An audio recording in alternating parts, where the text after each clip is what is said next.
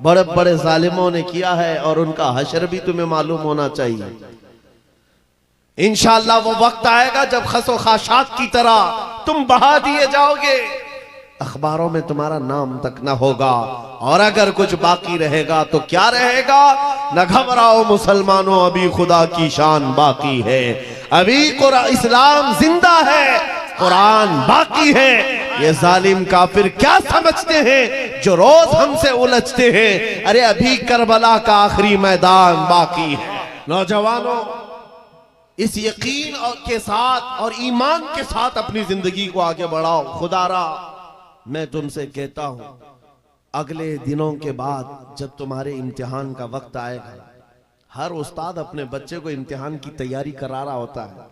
बेटा सवालात ऐसे आएंगे, टाइम इतना होगा, स्क्वाड भी होंगे, चेक करने वाले एग्जाम हॉल में बार बार आएंगे, तुम्हें देखेंगे। उस वक्त तुम खौफ से अपने हाथ में कपकपी नहीं पैदा करना, दिल को जमाना और अपना इम्तिहान मुकम्मल करना। यह हर उस्ताद अपने बच्चों को तरकीन करता रहता है। अजीज़ान गिरामी वक़ार, इस मिंबरे नूर से मैं आपको इस बात की तलकीन करके जाता हूं, इम्तिहान की घड़ी अनकरीब आने वाली है, आपके साथ भी। और जो इम्तिहान तुम्हारा होगा वो इस्तिकामत का इम्तिहान होगा, तुम्हारे ईमान पर जमे रहने का, तुम्हारे डटे रहने का इम्तिहान होगा।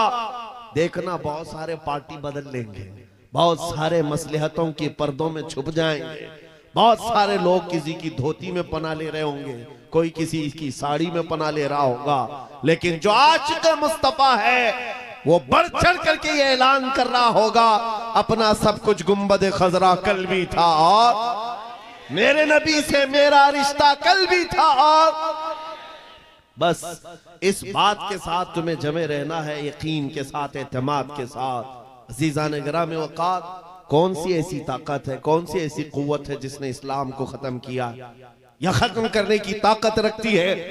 अल्लाह करीम जल्ल शानुहु खुद कुरान पाक में फरमाता है, युरीदूना लियुत्फिउ नूरल्लाहि बिअफ़वाहिहिम व यअबल्लाहु इल्ला अन युतिम्मा नूरह।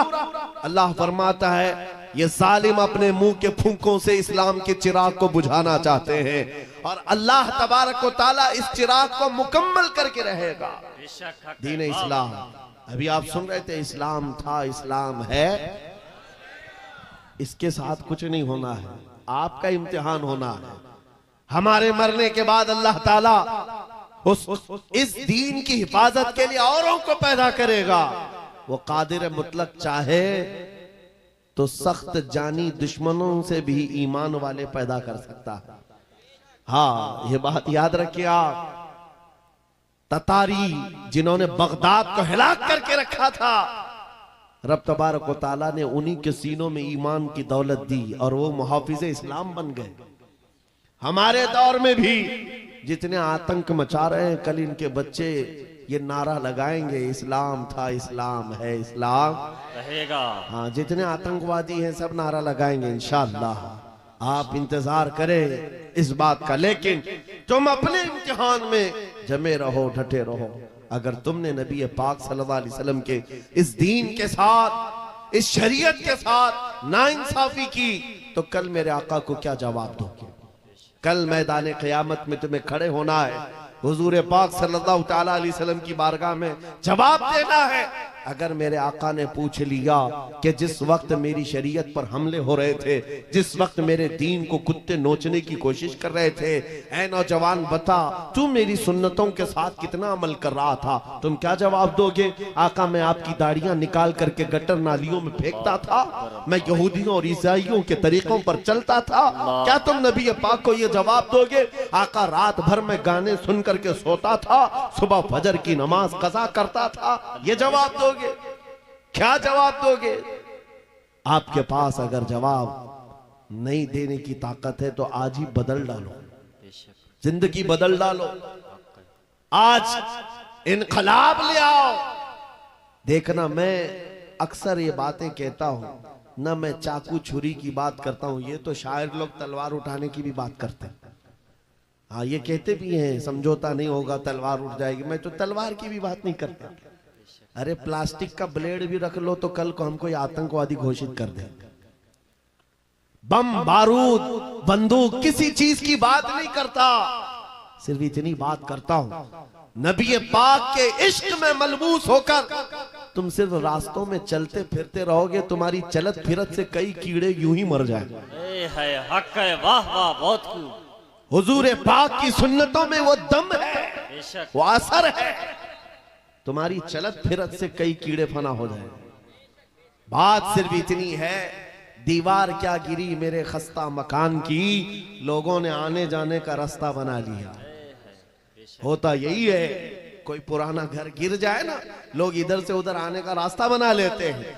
आज हमारी जमात के अंदर इंतशार हुआ, नौजवानों में आवारगी आ गई, तो हर कुत्ता हमको ही टारगेट करने लग गया, हर कुत्ता हमें ही भौंकने लग गया।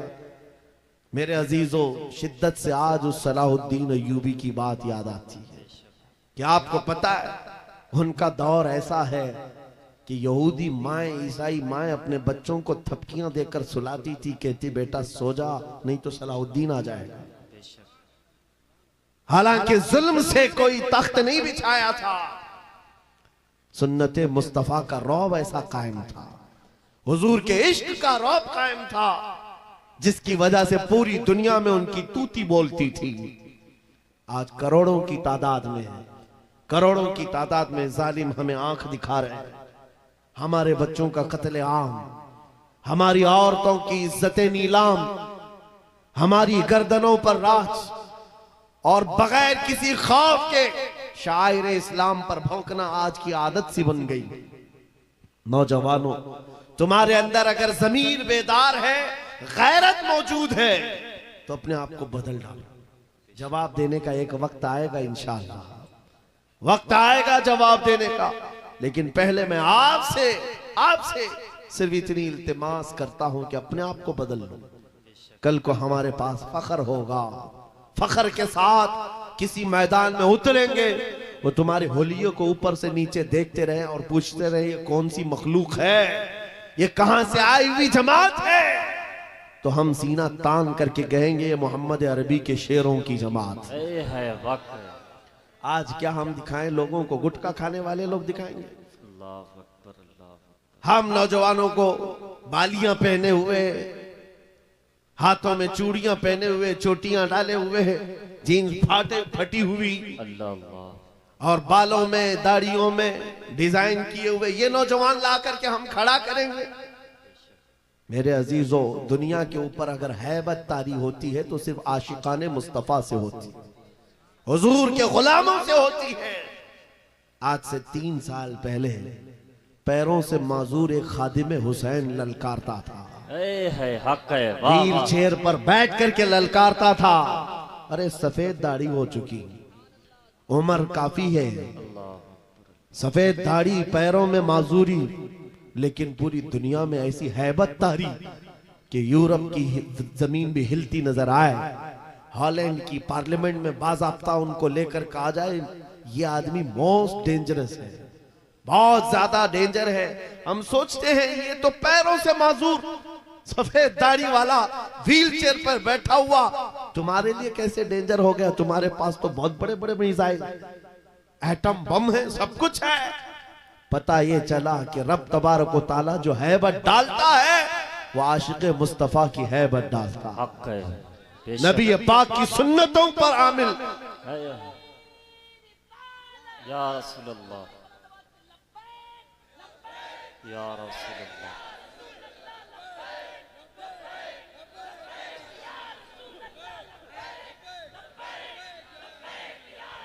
सैयदना उमर इब्ने खत्ताब रज़ी अल्लाह ताला अन्हु का दौर है।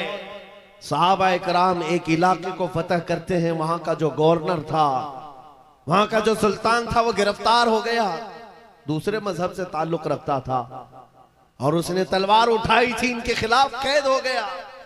लेकिन जब कैद होकर के आया तो जाहिर सी बात है हमारे खिलाफ तलवार उठाए थे, अब फंसे हो तो मार खाओगे, अब तुम्हारी मौत होगी। लेकिन मुजाहिदीन इस्लाम थे, हजरत उमर के पास पेश किया, कहा कि इसका क्या करना है? कहा अगर वो इस्लाम में आता है तो उसकी जान बख्श दी जाए। उस बादशाह से कहा गया कि तू अगर ईमान ले आता है तो तुझे तेरी जान भी वापस और तेरा मुल्क और तेरी सल्तनत भी तुझे लौटा दी जाए, तू ही बादशाह, तू ही गवर्नर है। उसने कहा मेरा दीन इतना आसान नहीं है कि मैं बादशाहत लेने के लिए अपना ईमान छोड़ दूं, नहीं हो सकता, नहीं हो सकता। जान से मारने की बात थी। उसने कहा मैं अपना धर्म नहीं बदल सकता। फिर उसके बाद साहबा ने कहा हजरत अमीरुल मोमिनीन से इसका क्या किया जाए। हजरत उमर फारूक ने क्या किया सुनो, कहा उसको कहो कि हम तुम्हें जेल में डाल देंगे। उस बादशाह से कहा गया तो उसने कहा मंजूर है मुझे जेल, लेकिन मैं अपना धर्म नहीं बदल सकता, दीन नहीं बदलूंगा। हजरत उमर ने कहा जेल में डाल दो, और 10 सहाबा को भी उसके साथ जेल में डाल दिया। इनका कोई कसूर नहीं था। 10 सहाबा जवान थे। नौजवानों तवज्जो से सुनो, उस कट्टर दिल बादशाह के साथ जेल में डाल दिया। वो नौजवान सहाबा जेल में थे। उनके वक्त, उनके औकात की पाबंदी, सुबह दोपहर शाम वो अपनी नमाजों के पाबंद, कुरान की तिलावत, नबी पाक सल्लल्लाहु अलैहि वसल्लम की मोहब्बतों वाली सुन्नतें। 8 दिन नहीं गुजरे थे। वो बादशाह इन नौजवानों को बार बार देखता था। पलट करके उसने कहा तुम्हारे अमीरुल मोमिनीन से मुझे मिलना है। पैगाम पहुंचाया गया हजरत उमर के पास। कहा लाओ उसको। पेश किया गया बादशाह को, जेल के बाहर ला करके हजरत उमर के पास। कहा क्या कहना चाहते हो। कहा ईमान लाना चाहता हूं,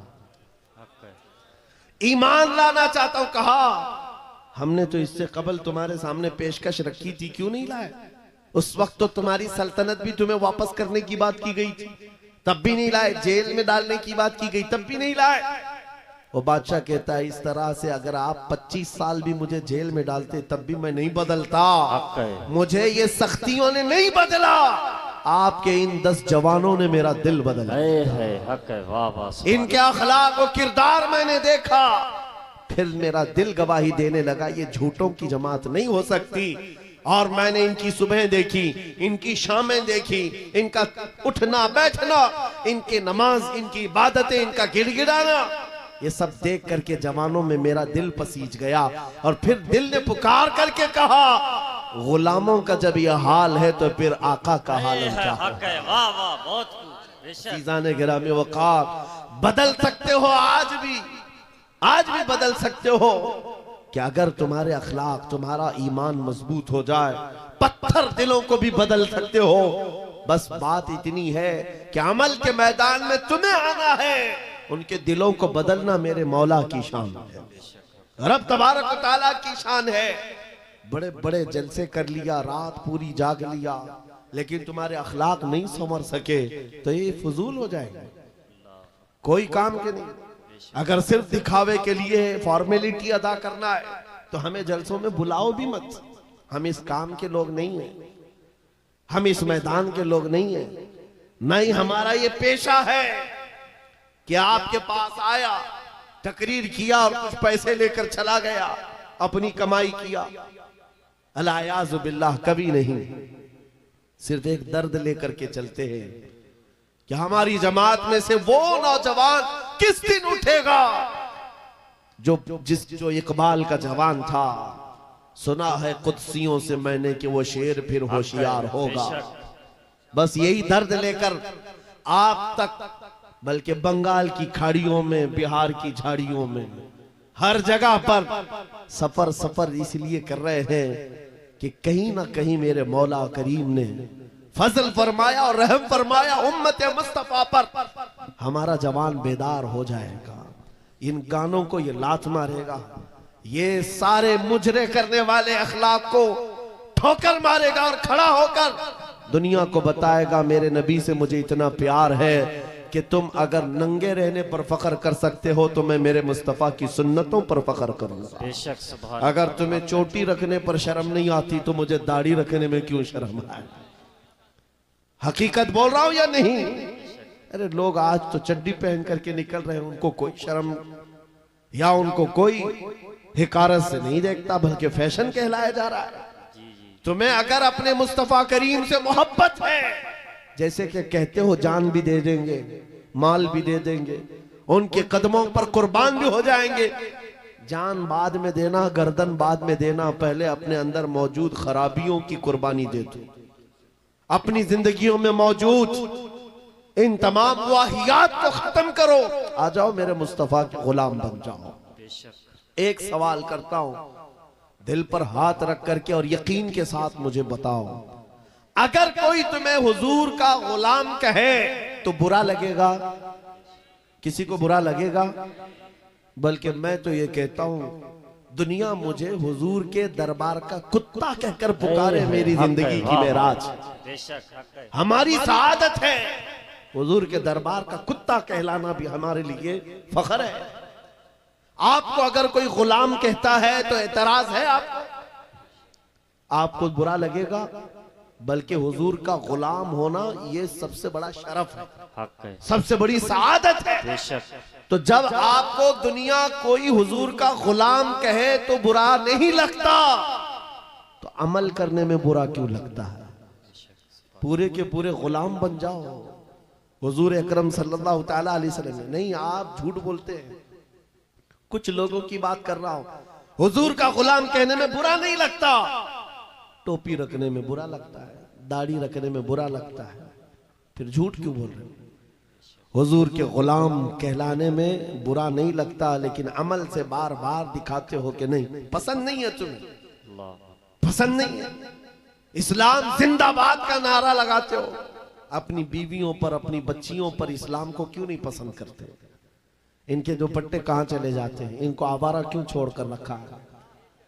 इनको जिस तरह बेपर्दगी के साथ घुमाते हो और खुशियों से देखते हो, शादी महल में जाकर देखे वहां तो हालात ही बदले हुए हैं, इस्लाम दिखता ही नहीं।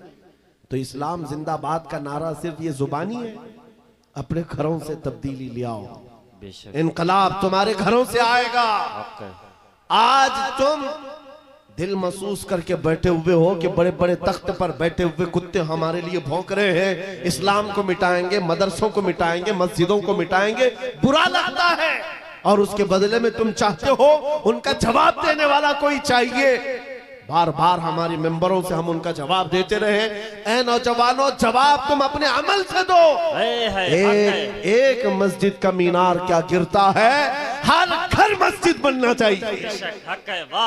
हर घर मस्जिद बन जाए। काश तुम्हारे घरों से अजाने हो, तुम्हारे घरों को मुसल्ला बना दिया जाए। एक बात याद रखो, दुनिया थक जाएगी, एक वक्त आएगा थक जाएगी। कल को देखना इजराइल भी थक चुका होगा मार मार करके। अब आएंगे वो युद्ध विराम करने के लिए कि हम समझौता करेंगे, बस खत्म हो गया। जितने ताकत थी झोंक दिया, मार मार करके थक जाएगी दुनिया।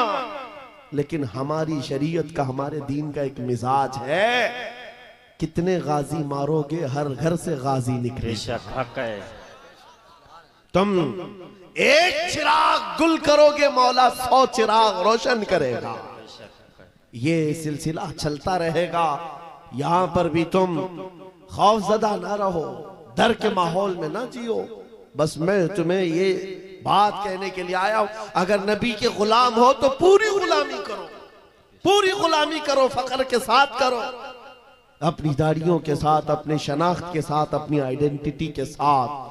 आपको क्या लगता है कि कोई हमें नौकरी से निकाल देगा, कोई हमें रिस्क नहीं देगा? माज़अल्लाह, रज़्ज़ाक़ ये लोग नहीं, रज़्ज़ाक़ मेरा रब है, अल्लाह मेरा रज़्ज़ाक़ है। एक छोटी सी कम्युनिटी ने अपनी पहचान बना ली पंजाबियों ने, और वो अपनी आइडेंटिटी को लेकर के चलने लगे और दुनिया पर उन्होंने छाप छोड़ा कि हम जहां रहेंगे अपनी शनाख्त के साथ रहेंगे, समझौता नहीं करेंगे।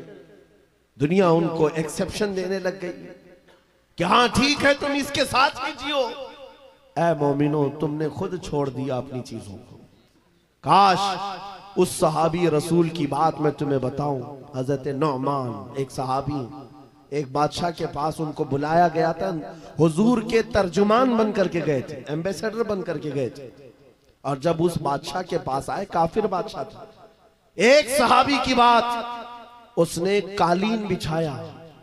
और कैसा कालीन था? रेशम का कालीन था। रेशम का कालीन, बहुत महंगा कालीन। और जो कुर्सी बिछाया वो सोने की कलाई की हुई कुर्सी थी। जब सहाबी रसूल वहां पहुंचे, देखा रेशम का कालीन है, अपनी तलवार से फाड़ दिया, कहा उठाओ इसको, जमीन पर चलूंगा। जमीन पर चलकर आए, कुर्सी देखा सोने की रखी है, ठोकर मारकर गिरा दिया, कहा सादी कुर्सी रखो। बादशाह ने पूछा, इतना एटीट्यूड है तुम्हारे अंदर, इतना गुरूर किस बात का? तुम्हारी इज्जत के लिए ये रेशम का कालीन बिछाया, सोने की कलाई की हुई कुर्सी रखा। उस साहबी ने कहा, बादशाह ये गुरूर नहीं, ये तकब्बुर नहीं है, मैं मदीने वाले मुस्तफा का गुलाम हूं, जिनका फरमान है कि मर्द के लिए रेशम का इस्तेमाल हराम है, मर्द के लिए सोने का इस्तेमाल हराम है। मैं दुनिया में जहां कहीं रहूंगा, एक सोने की कुर्सी क्या 1000 कुर्सी रखे, मैं ठोकर मार दूंगा। अपना सब कुछ गुंबद खजरा, मेरे नबी से मेरा रिश्ता। उन सहाबा का ये ऐलान था, उनका ये ऐलान था, जहां रहेंगे हम अपनी आइडेंटिटी के साथ रहेंगे। ये नहीं कि तुम जालिमों के बीच में बैठ गए, शराब का दौर चल रहा है, तुम भी उठाए पी लिए, दोस्ती में तुम भटक गए, औबाश अय्याश नौजवानों की दोस्ती में तुमने वहां पर चरस गांजे भी ले लिए, तुम्हें उस वक्त नबी पाक का ख्याल नहीं आया, हुजूर पाक सल्लल्लाहु अलैहि वसल्लम की निस्बत का ख्याल नहीं आया। एनी टाइम हर जगह पर तुम अपने नबी से जुड़े हुए हो। आज ये अहद करके उठो, जिंदगी के जिस शोबे में भी जाऊंगा मैं मदीने वाले आका का गुलाम बन करके जीऊंगा। ये अहद करेंगे इंशाअल्लाह। बाजार में भी हुजूर के गुलाम, मस्जिद में भी हुजूर के गुलाम, घर में भी हुजूर के गुलाम। इस गुलामी का नतीजा ये निकलेगा जिस दिन हमारा जनाजा जाए और कब्र में जाने से पहले तुम सिर्फ इतना कह करके जाना मेरे आका से, इतना कह करके जाना, मैं मरूं तो मेरे आका। ये मलाइका से कहना, इसे कोई मत जगाना, अभी आंख लग गई है। फिर देखना नबी करीम सल्लल्लाहु ताला अलैहि वसल्लम की तरफ से खबर में भी तुम्हारी राहत के लिए ये जवाब आएगा, नकीरो जरा आराम से जगाना, ये मेरा दीवाना आया है, बेशक ये मेरा दीवाना है, थक करके आया है। अगर वो इज्जत चाहते हो तो आज दुनिया के ऐश को ठोकर मारो, आज दुनिया की इन तमाम वाहियात और खुराफात को छोड़ो, आओ मेरे नबी पाक के दरबार में। एक चीज मैंने मिसाल के तौर पर बताई, हमारा फख्र, हमारा गुरूर हुजूर की निस्बत है, बेशक हमारा फख्र हुजूर की निस्बत है, इसको बोलने में शर्माना नहीं है। मैं अभी आपके सामने आता हूं, ये मिसालें सुन लो, ये मिसालें सुन लो, और फिर जिनको मुझे मैसेज देना मैं देता हूं।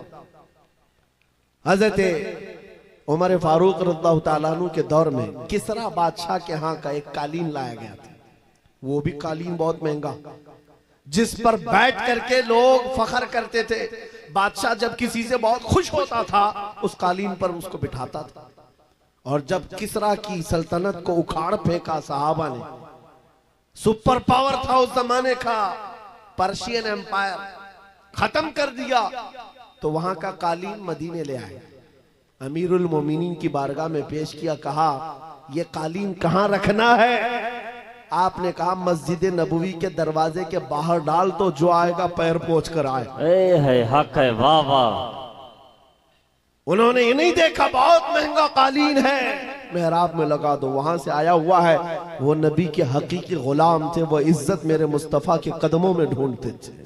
बादशाहों क्या नहीं, वो बताना ये चाहते थे, दुनिया वालों जिस पर बैठ करके तुम फख्र करते हो वो तो मोहम्मद अरबी के कदमों की धूल के लायक नहीं।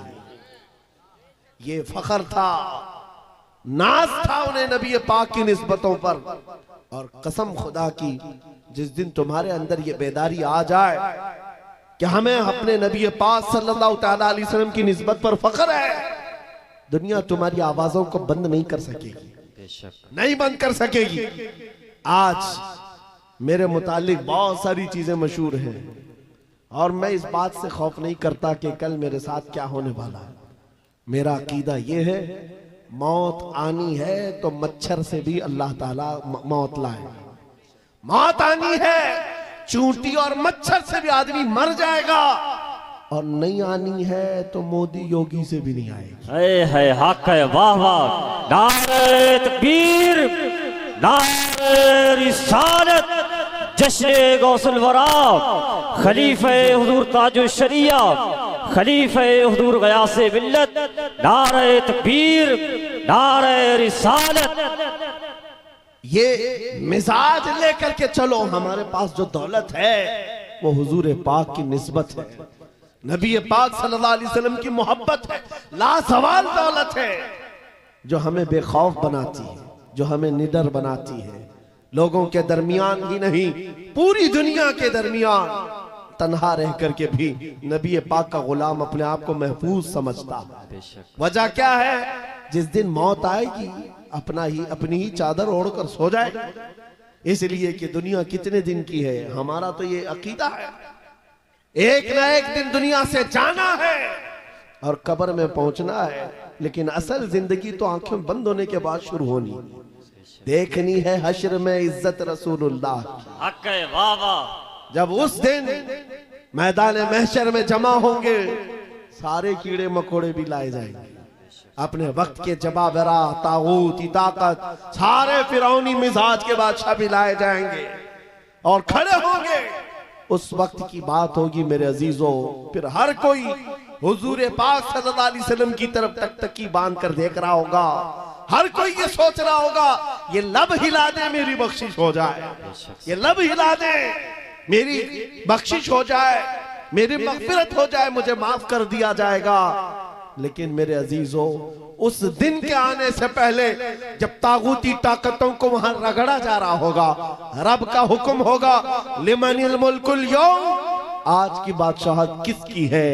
लिल्लाहिल वाहिदिल कहार, एक कहर करने वाले खुदा की है। रब तबारक व तआला कहार होगा और उसका हबीब उस दिन रहमतुल लिल आलमीन पर होगा। मेरे आका का उस दिन शफाअत का दिन होगा। लेकिन आपको मैं बताऊं, ये बातें इसलिए कह रहा हूं, आज ले उनकी पनाह, आज मदद मांग उनसे, कल न मानेंगे कयामत में अगर मान गया। उस दिन बहुत सारे मानने को बैठे होंगे, बहुत सारे, ये जितने भौंक रहे हैं ये भी सोच रहे होंगे आज इनकी बात कर लें, कल न मानेंगे फिर कयामत में अगर मान गए। आज तुम्हारे पास वक्त है उस नबी की अजमतों को तस्लीम कर लो, आज उस नबी पाक सल्लल्लाहु अलैहि वसल्लम की सच्चाइयों को एक्सेप्ट करो। कल कयामत का दिन बड़ा भयानक भी है, सख्त भी है, और उस वक्त सवा नेज़े पर सूरज हो और लोगों का पसीना उनकी गर्दनों, उनकी कमरों तक आया हुआ हो, भेजा पक पक करके कानों से बाहर आ रहा हो, उस वक्त, उस दिन मेरे आका फरमाते हैं, कयामत के मैदान में मेरी हालत ये होगी, मेरे एक कंधे पर चादर पड़ी होगी। हुजूर फरमाते हैं, ये चादर खसक खसक कर कभी गिर रही होगी, मैं एक हाथ से अपनी चादर संभाल रहा हूँगा, दूसरे हाथ से अपने उम्मतियों को पकड़ पकड़ कर जन्नत में ले जा रहा हूँगा। उस दिन मेरे आका की रहमतुल लिल आलमीन होगी और वो तुम्हारे लिए है। अब नौजवानों सुनो, हुजूर पाक से एक सहाबी ने पूछा, आका मैदान महशर में बड़ा जम्मे गफीर होगा, आप कैसे पहचानेंगे? बहुत सारे, उसमें मूसा अलैहिस्सलाम की उम्मत भी, ईसा अलैहिस्सलाम की उम्मत भी, इब्राहिम अलैहिस्सलाम की उम्मत भी, इस्माइल अलैहिस्सलाम की उम्मत भी, सारे नबियों की उम्मतें हैं। मेरे आका क्या फरमाते हैं, सुनो, तुम्हारे वजू के आज़ा, वजू करते हो कि नहीं करते हो? वजू करते हो? सुनो, हदीस पाक सुना रहा हूं। मेरे आका फरमाते हैं, वजू करने के वक्त तुम दोनों हाथ धोते हो और चेहरा भी धोते हो, ये जो दिखने वाले हैं, मसा भी करते हैं और पैर भी धोते हैं। हुजूर फरमाते हैं, कयामत के दिन ये आज़ा सबसे ज्यादा चमक रहे होंगे, ये चमक देख करके मैं पहचान लूंगा मेरा उम्मती फला जला। सुभान अल्लाह, हक है, वाह वाह। जो वजू ही नहीं करता वो क्या चमकाएगा कयामत के दिन? वजू ही नहीं करता। इसलिए मैं कह रहा हूं, कयामत का मैदान भी मुस्तफा करीम की शफाअत का दिन है। उस दिन के लिए अपने आप को आज बदल डालो। दुनिया भी तुम्हारी है, उकबा भी तुम्हारी है। आज यहां सारी खुशियां तो मौला ने दे दिया है, सोने के लिए नींद है, रहने के लिए घर है, पहनने के लिए कपड़े, किस चीज की कमी है? सब कुछ तुम्हारे पास है। एक चीज है, दौलत इश्क मुस्तफा का ये चिराग, और इसकी लौ बढ़ा दो, फिर देखना तुम्हारे चेहरों की सदाकत दुनिया को बोलेगी, तुम्हारे चेहरों का नूर गुफ्तगू करेगा। जिस तरफ से तुम गुजर जाओ, इश्क मुस्तफा की महक फैलाते जाओ। अजीजा ने गिरामे वक़ार, मैं इस मैसेज के साथ अपनी गुफ्तगू समेटना चाहता हूं, इस मैसेज के साथ कि जितने आज इस्लाम के खिलाफ बोल रहे हैं, ये सुन सुन करके नौजवानों के दिलों में ये बात आने लग गई कि हालात बड़े खराब हैं, अभी कुछ बोलना नहीं। यही तो दिन है बोलने के, यही तो दिन है जवाब देने के। तुम इंतजार करते रहोगे, अच्छे दिन आएंगे तब हम बोलेंगे, और झूठे लोगों के अच्छे दिन कभी नहीं आते। झूठों ने जो अच्छे दिन के नारे फैलाए वो कभी नहीं आते। मैं आपसे कहता हूं मेरे अजीजों, एक मशहूर मुहावरा है, गाड़ी चलाना सीखना हो तो ट्रैफिक में ही चलाना पड़ेगा।